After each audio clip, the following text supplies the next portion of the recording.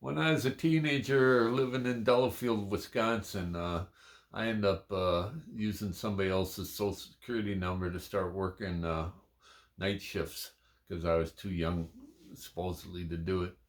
And it was at Highway 94 and 83, and they had two gas stations, and I worked the night shift at the Sunoco.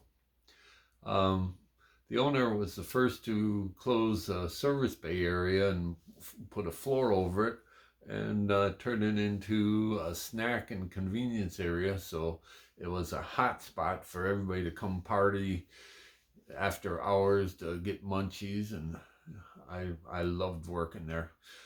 Usually you get one or two customers an hour at night, and then suddenly started getting 4 to 6 loads of hippie, freaky kids going to Woodstock. What is Woodstock? After about 3 or 4 days of this, a group of them are going, "You should come with us." There's two guys, two girls in the classic hippie flower painted VW bus, and I said, "Sure."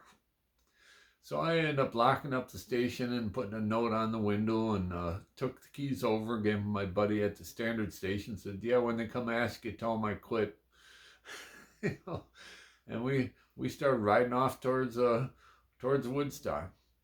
And as we're starting to go through in Illinois and Indiana and Ohio, all the on and off ramps were loaded up with cars. Every rest stop was overloaded with cars. We got to one of the farther rest stops in Ohio, and we got off there, and we had to park a quarter mile away. There's so many cars lined up on both sides of the highway to be in there, and we get in there, and everybody's partying and having a great time, and there's all kinds of rumors about the Pennsylvania Turnpike being closed, the New York State Turnpike being closed, the the state patrol, having checkpoints and turning people around, them bringing out the National Guard to keep us from migrating east to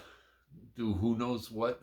And we just stayed there and party. We had people playing music. We ended up having Boone's Farm strawberry wine. We end up having beer. We end up having campfires, girls, pot. I had a great time.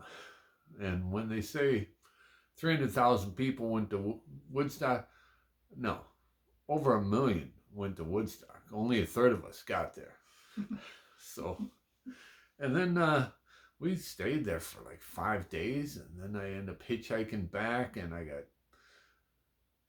picked up in Dayton, Ohio, or someplace by some college kids. Spent a couple days partying with them, and then coming back into Wisconsin, I got picked up by this wonderful woman in